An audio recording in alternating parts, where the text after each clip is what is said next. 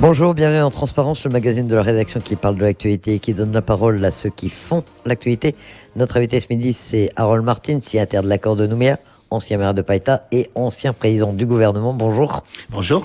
Merci d'avoir accepté notre invitation quelques jours après la chute du gouvernement et alors que c'est toujours la plus grande incertitude autour de la reprise de l'usine du Sud. Le gouvernement est donc tombé mardi avec la démission des listes UC et UNI et de leurs suivantes listes. Quelle est votre réaction ? Franchement, vous n'avez pas été surpris ? Vous attendiez à un tel événement ? Les indépendantistes nous l'avaient annoncé. Je crois que les indépendantistes avaient fondé beaucoup d'espoir sur le deuxième référendum.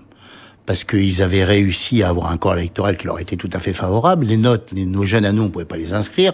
Les leurs étaient inscrits d'office.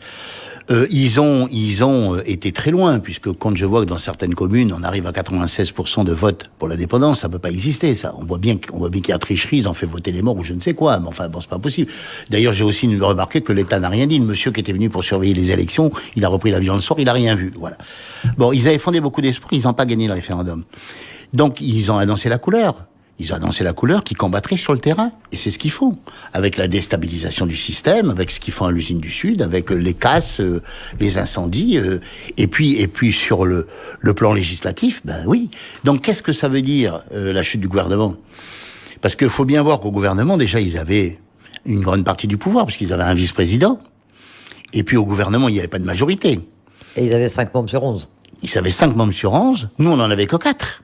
Thierry Santa, il n'en avait que 4. Ils en avaient 5.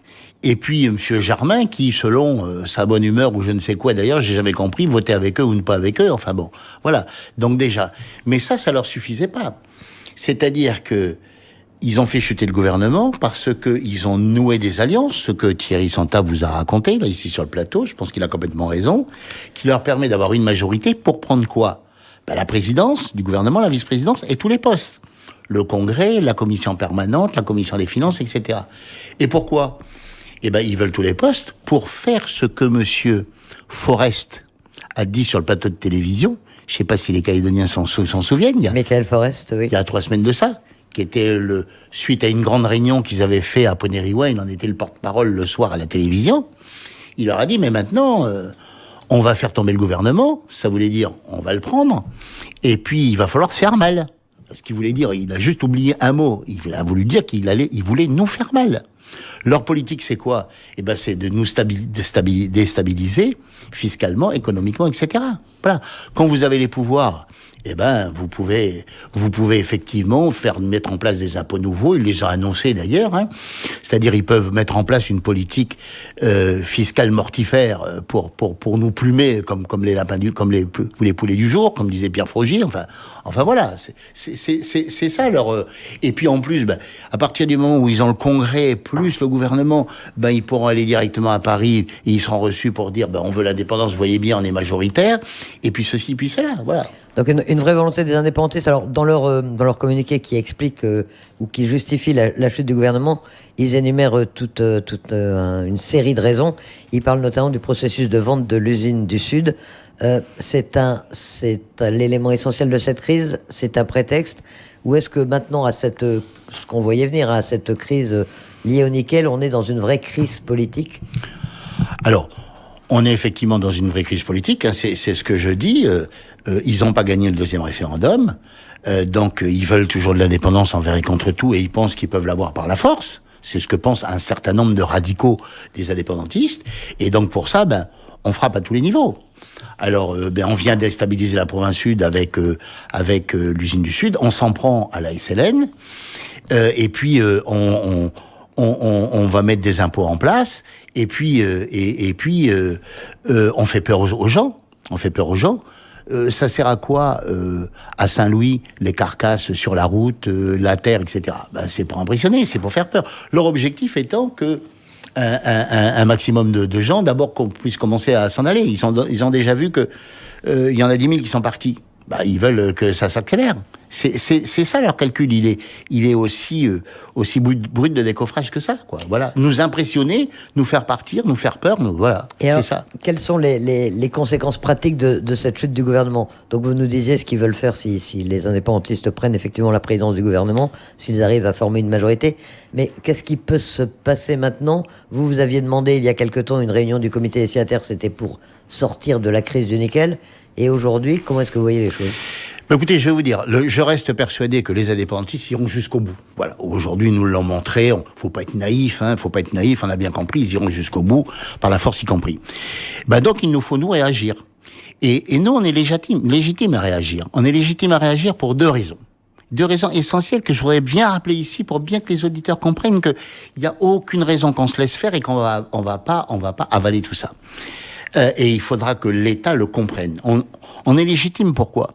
Parce que d'abord, on a fait l'accord de Nouméa. L'accord de Nouméa, je le répète, je l'ai dit ici sur votre antenne, il est terminé. C'est écrit dans la Constitution française, il est terminé depuis le 19 mai 2019. Donc, en prolongeant artificiellement l'accord de Nouméa, comme l'État l'a fait avec Édouard Philippe, et de manière illégale d'ailleurs, parce qu'il n'y a eu aucun acte juridique pour le faire, eh bien, on se retrouve dans cette situation. Parce que quand on a négocié l'accord de Nouméa, c'est pourquoi on a dit 20 ans. Jacques Lafleur voulait 30 ans au départ. Pourquoi on n'a pas dit 25 ans, 28 ans? Pourquoi on s'est arrêté à 20 ans? Parce que ce qu'on a dû accepter pour l'accord de Nouméa, c'est-à-dire des avantages considérables pour les indépendantistes à leur profit, mais en notre défaveur à nous, on savait bien qu'au-delà de 20 ans, c'était pas possible. La surreprésentation des provinces Nord et Île, c'était pour leur permettre de partager le pouvoir avec nous. Mais on savait bien qu'au bout de 20 ans, c'était plus possible, parce qu'à ce moment-là, ils deviendraient majoritaires. C'est exactement ce qui s'est passé. Parce que c'est une répartition très inégalitaire entre les trois provinces. Et oui, donc cette surreprésentation et d'ailleurs, on voit bien, depuis l'accord de Nouméa, à chaque scrutin, ils ont augmenté leur nombre d'élus au Congrès. Voilà. On savait bien qu'au bout de 20 ans, ça passait plus. Voilà. On le savait très bien. Ensuite, l'accord de Nouméa, il nous a coûté quand même très cher, hein. Je l'ai dit ici sur votre antenne. La fameuse clé de répartition. La fameuse clé de répartition, c'est 900 milliards en plus en plus pour les provinces Nord et Île, de plus que la province Sud. C'est quand même considérable. Donc on a fait tout ça. L'accord de Nouméa, on l'a respecté, nous, pendant toutes ces années. On l'a fait marcher. C'est nous qui avons fait le boulot. C'est très bien qu'il fait le boulot. Il y avait une grosse difficulté, c'était les transferts de compétences. C'est nous qui l'avons fait, ou plutôt moi quand j'étais au gouvernement. Hein. Je rappelle que quand je suis arrivé en 2007, les transferts de compétences n'avaient pas été faits. Et on a pu le faire grâce à l'aide massive, il faut toujours le dire, de François Fillon. C'est grâce à lui qu'on a pu arriver au bout. Mais on a fait tout le boulot. Les indépendantistes étaient toujours très exigeants sur le calendrier de transfert de compétences, mais ils n'ont jamais rien fait. Voilà. Donc on a fait tout le boulot. Mais donc voilà, on est dans cette situation-là aujourd'hui. Pourquoi? Parce que l'État n'est pas capable de dire aux indépendantistes, vous avez perdu la compétition, donc ici c'est la France. Tout le problème vient de là. On n'a jamais... Vous réaffirmez, on est sorti de l'accord de Nouméa aujourd'hui, oui. Et les deux référendums, il n'y a pas besoin d'en avoir un troisième, on a dit clairement que la Calédonie voulait rester dans la France. Voilà. Je rappelle, pour être très clair pour les auditeurs, il y avait un référendum prévu en 2018, ça c'était dans la loi. Et puis il y avait deux référendums possibles à faire avant. C'était pour permettre aux indépendantistes d'avoir l'indépendance plus tôt, puisque nous on voulait 20 ans et les indépendantistes voulaient 15 ans. C'était trop long 20 ans. Donc ils avaient la possibilité, dès 2014, d'obtenir un premier référendum, et puis un deuxième, etc. Et si les indépendantistes demandaient rien, ça a été la situation, automatiquement, on avait celui de 2018 et pointé. Jamais il a été dit que les deux référendums, c'était fait pour prolonger l'accord de Nouméa. Mais c'est un non-sens. On peut regarder les travaux parlementaires, tout ça n'existe pas. Donc ça a été fait artificiellement par Édouard Philippe. Pourquoi? Parce que l'État a bien compris que l'accord de Nouméa, on l'a gagné, et que donc il s'agit maintenant de dire aux indépendantistes, ici c'est la France, et l'État ne veut pas le faire. Voilà. L'État est lâche comme d'habitude, et il ne veut pas le faire. C'est ça le fond de l'affaire.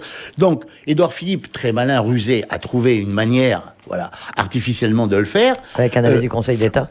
Alors, un avis du Conseil d'État, ça veut rien dire. Hein. Moi, je dis toujours qu'un avis du Conseil d'État, ça veut rien dire. D'abord, c'est pas la loi, mais je donne simplement un petit exemple très rapide pour me faire comprendre. Vous savez, quand j'étais au gouvernement, il s'agissait de transférer le Code civil. C'était très compliqué parce qu'on pouvait en transférer qu'une partie et pas tout. Donc, il fallait établir le contour de ce droit civil transférable. Donc, on a demandé au Conseil d'État. Vous savez que le Conseil d'État, finalement, en 2 ans, ils nous ont rendu 3 avis différents. 3 avis différents en 2 ans. Le sujet était compliqué. Mais enfin, les avis, voilà ce que c'est que les avis. Hein, voilà. C'est pour ça que je dis illégalement. Et mais donc le fond c'est ça, c'est que l'État veut pas reconnaître notre victoire.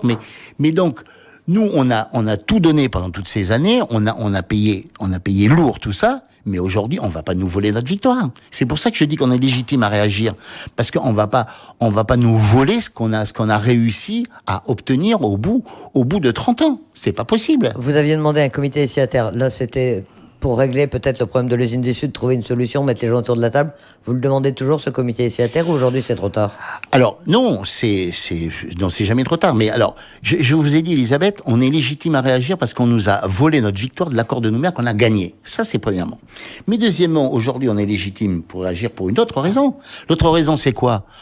C'est que les indépendantistes ne respectent plus l'accord de Nouméa. Alors, il faudrait savoir, si on a prolongé l'accord de Nouméa, et si on veut bien considérer qu'il est prolongé, alors on respecte l'accord de Nouméa.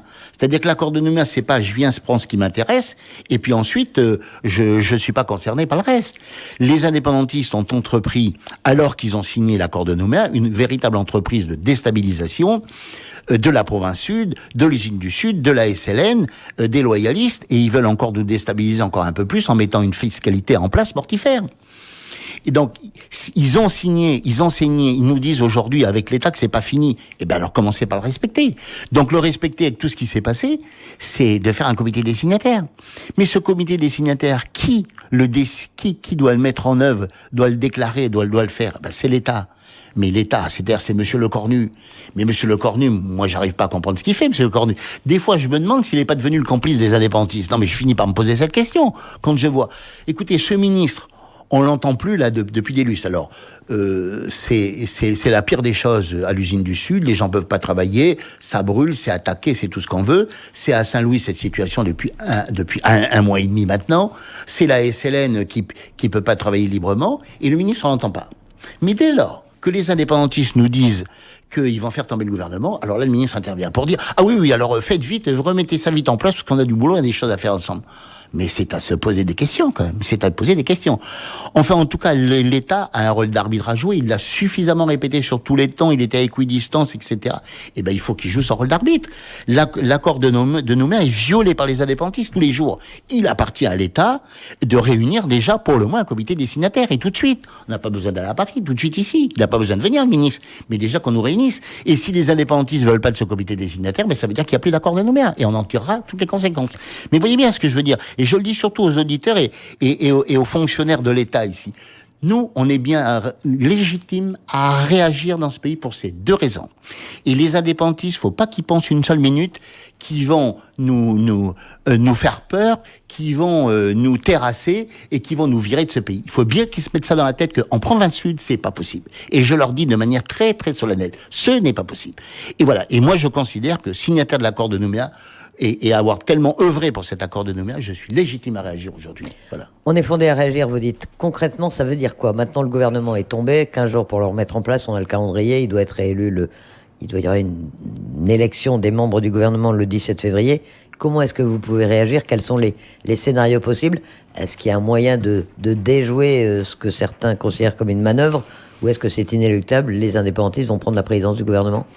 Alors, ça c'est à nos élus de répondre à ces questions. Moi, je suis pas élu, je regarde des choses. J'ai entendu le président Santa dire ici qu'il n'allait pas retourner au gouvernement. Il a bien raison. Quand on a été président du gouvernement, on ne peut pas y retourner. Voilà. Je le dis d'ailleurs à l'adresse de Germain. Voilà. Là-dessus, il a bien raison. Alors maintenant, il faut pas non plus se précipiter, hein. Il faut pas s'énerver, il faut voir ce qui va se passer. Les indépendantistes ont mis beaucoup de temps à faire tomber ce gouvernement parce qu'ils nous l'avaient annoncé, hein, souvenez-vous. Même avant le référendum, ils avaient nous bien dit qu'ils le feraient tomber après le référendum. Ils ont pris du temps. Pourquoi? Parce qu'il faut nouer des alliances. Tout seul, ils peuvent pas le faire. Alors les alliances, c'est avec qui? C'est avec le parti de Gomez et puis c'est avec les pays océaniens. Alors, vous savez, ces histoires d'alliances, c'est jamais simple parce que plus le parti est petit, plus il est gourmand. Alors, il y en a qui vont réclamer la présidence du Congrès, l'autre la présidence de ceci, de cela. Et puis alors, ils vont s'écharper pour les collaborateurs, pour avoir le plus de moyens possible, etc. Moi, je vois bien Gomez, qui est le grand maître en la matière, remis sur les terres pour avoir des collaborateurs, pour avoir des moyens financiers, parce que lui, il faut qu'il prépare les élections de 2022 pour être réélu à l'Assemblée nationale. C'est tout ce qui l'intéresse, voilà. Bon, donc faut-il qu'ils arrivent à bon port. Alors, on va regarder. Mais si on s'aperçoit qu'effectivement, il y a une alliance, bien claire entre les uns et les autres qui vont tout prendre au gouvernement, eh ben moi je conseillerais à nos élus de surtout pas rentrer dans cette galère, parce que s'ils vont au gouvernement, ça veut dire que ils vont être conscients de ce qui va se passer, parce que ils seront 3 ou 4, et qu'est-ce qu'ils pourront faire? Rien. Ça va être les faire valoir de cette situation, et les indépendantistes sauront bien dire vous voyez les institutions fonctionnent, le gouvernement est au complet, et donc ce qu'on fait, on a raison de le faire, etc. Voilà, il faut pas qu'on se fasse avoir dans cette affaire. Alors après, il s'agira de voir, parce qu'on peut aussi aller avoir des membres au gouvernement qui, au bout du compte, démissionnent. Alors ça fera pas tomber le gouvernement, mais ils peuvent quand même démissionner. Le gouvernement sera incomplet, etc. Mais enfin, en tout cas, il s'agira pas d'accepter ce que Michael Forest nous a proposé sur le plateau de télévision. Ça, certainement pas. Voilà. Vous parliez du parti de Philippe Gomez. Thierry Santal, le soir de la chute du gouvernement, lui a dénoncé très vite une manœuvre menée par Calédonie Ensemble. C'est Calédonie Ensemble ou les indépendantistes qui sont à la manœuvre aujourd'hui? Vous, quel est votre sentiment? Ah non, mais Philippe Gomez, on le sait bien, c'est le roi de la manœuvre. Oh, bien sûr. Lui, je vous dis, ce qui compte pour lui, c'est de préparer son élection de 2022. Donc ils se sont probablement entendus. Donc on verra, parce que on s'entend, mais après dans les modalités à la fin ça tire, c'est toujours difficile. Bon voilà. Mais moi ce que je veux surtout dire aux Calédoniens, c'est que on va voir ce qui va se passer, mais on se laissera pas faire. C'est-à-dire que pour réagir, vous savez, on n'a pas besoin nous d'aller casser, d'aller foutre le feu, parce qu'on n'est pas des terroristes, on va pas faire tout ça. Mais on a largement la capacité de bloquer la machine, et notamment la machine économique. Voilà, je le dis très clairement. Et je redis aux Calédoniens, il faut pas avoir peur de se défendre parce qu'on est légitime, et qu'on va pas aller se faire foutre à la mer par une poignée de gens désespérés parce qu'ils ont fait une mauvaise politique. Parce que entre nous, on en est là. Pourquoi? Parce que en fait, les indépendantistes n'ont jamais évolué. Ils sont restés sectaires, racistes, etc. C'est ce qui explique que, évidemment, le projet de l'indépendance, il n'a pas pris. Et vous savez, aujourd'hui, moi je le vois bien, il y a quand même beaucoup de Kanaks qui votent contraints et forcés pour l'indépendance. Mais s'ils étaient libres de le faire, ils voteraient pas comme ça. Mais quand vous êtes sur la côte est dans la tribu, vous faites quoi? Vous n'avez pas d'autre choix. Vous avez qu'à voir, je le disais, leur score, 96%. Voilà. Une stratégie alternative, est-ce qu'elle est possible selon vous, dans la mesure où il y a un 3e référendum qui pourrait être organisé dans les prochains mois? Est-ce que une majorité des partisans du maintien dans la France est encore possible aujourd'hui pour garder le gouvernement, ou est-ce que c'est, à votre avis, totalement exclu? Non, mais de toute façon, ces institutions, elles étaient faites pour 20 ans. Voilà. Ça a fonctionné globalement pendant 20 ans, c'est fini. Donc de vouloir les étendre, ça va plus. Aujourd'hui, on n'a plus besoin de gouvernement. On va pas continuer avec une situation économique difficile, on va pas continuer à faire tout 4 fois en Calédonie. On fait tout 4 fois en Calédonie. Dans les 3 provinces, nous sommes plus au niveau du gouvernement. J'ai présidé le gouvernement pendant quasiment 6 ans. Je peux vous dire qu'aujourd'hui, on en a plus besoin. On en avait besoin pour le transfert de compétences. Mais c'est fini. On n'a plus besoin du gouvernement. Maintenant, on doit arriver à une politique provinciale. Ce que disait M. Bertrand, d'ailleurs, qu'il l'a bien exprimé, je sais pas qui c'est qui lui a raconté, mais enfin c'est très bien, voilà une politique provinciale, et chacun doit être responsable. C'est-à-dire que la première des choses, c'est que la fiscalité, elle est provinciale, et chacun vit avec ses propres ressources. Voilà. Parce que, je le redis encore, moi je supporte plus, quand je vois l'agitation de monsieur le président de la province des îles, qui en a jamais assez, mais il a un budget de 20 milliards, mais la fiscalité propre qu'il produit aux îles, c'est quoi? Mais c'est rien, c'est quasiment rien. Donc ça suffit. Il faut que les gens ils deviennent responsables. On leur a peut-être trop appris à pas être responsables. Demain ça va être comme ça. Donc aujourd'hui on est arrivé au bout. Je crois même plus qu'un 3e référendum soit possible, parce qu'il va se tenir dans quelles conditions. Voilà. Aujourd'hui on est arrivé au bout. C'est fini. On réclame nous notre victoire. Notre victoire, c'est d'être ici dans la France. Alors les indépendantistes sont pas d'accord. Eh ben très bien. On met en place une politique provinciale et chacun dans sa province se débrouille. Voilà. Est-ce que vous pourriez faire un appel à la population, comme il y en a déjà eu? Il y a eu quelques manifs ces derniers mois. Est-ce que ça peut être une solution de solliciter l'opinion publique, de solliciter les Calédoniens pour être un appui aux élus non indépendantistes? Alors, ce que vous dites, Elisabeth Noir, est essentiel. C'est aujourd'hui, c'est pas malheureusement les élus qui vont pouvoir régler le problème. Non, parce que on voit l'attitude de l'État. Moi, je suis frappé de voir l'attitude de l'État. Hein. Il joue nullement son rôle. Il nous joue nullement son rôle dans aucun domaine. Il était l'arbitre, il fait même pas l'arbitre, il fait rien. Et puis avec des choses graves quand même. Quand le ministre réunit les élus pour une réunion folklore sur l'île du haut-commissaire, et qu'ensuite il entreprend directement des discussions avec les indépendantistes. Vous avez vu l'évolution, comment ça se passe. Du coup, la SN se retrouve bloquée. Du coup, il y a des actions très fortes sur l'usine du Sud. Et pendant ce temps-là, il n'y a pas de suite judiciaire à tout ça, parce que comme ils discutent avec les indépendantistes, en même temps, on peut pas arrêter les individus, parce que la vérité, ça a été celle-là. Hein. Les gendarmes, les malheureux gendarmes n'ont fait que repousser, mais ils n'avaient pas le droit de les attraper. On le sait très bien, ça s'est passé comme ça. Donc c'est particulièrement grave. On a un ministre qui manifestement est pas à la hauteur. Mais enfin bon, pour revenir à votre question, au point où on en est aujourd'hui, c'est l'expression de la population calédonienne loyaliste qui fera les évolutions. Voilà, c'est bien ça. Aujourd'hui, on en est arrivé là. Tout le monde a été très légaliste dans ce pays, très respectueux. On a tous joué le jeu de l'accord de Nouméa. Ça nous a coûté beaucoup, mais on l'a fait, on a été jusqu'au bout. Maintenant, on veut nous voler notre victoire. Mais non, il n'en est pas question.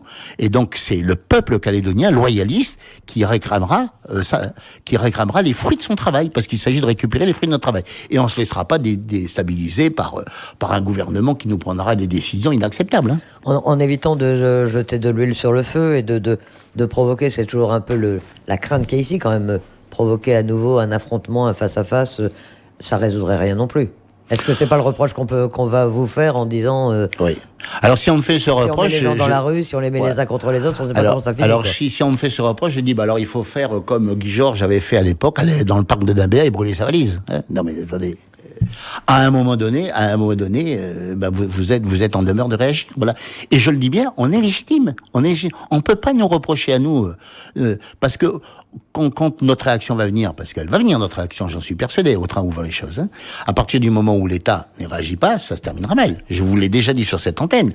L'État qui ne réagit pas, qui joue pas son rôle, on va finir par s'affronter au coin des rues. La responsabilité, elle sera pleine et entière et totale de l'État, c'est sûr. L'État a affaire à une partie des indépendantistes, une partie. Et certainement pas le peuple kanak, mais une partie des indépendantistes qui sont des terroristes, il veut pas le prendre en compte et il veut pas assurer l'ordre. Alors qu'il est garant de l'ordre public, il le fait pas. Voilà.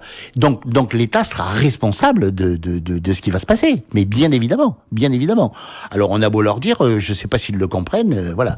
Mais on peut pas dire comme on va s'écharper au coin des rues, alors on va se laisser faire. Non. À un moment donné, c'est plus possible. On a beaucoup accepté en 30 ans. On a beaucoup fait, on a beaucoup accepté. Je pense que vraiment notre attitude à nous, le loyaliste, elle n'est pas du tout critiquable à aucun moment. On a fait beaucoup d'efforts dans ce pays.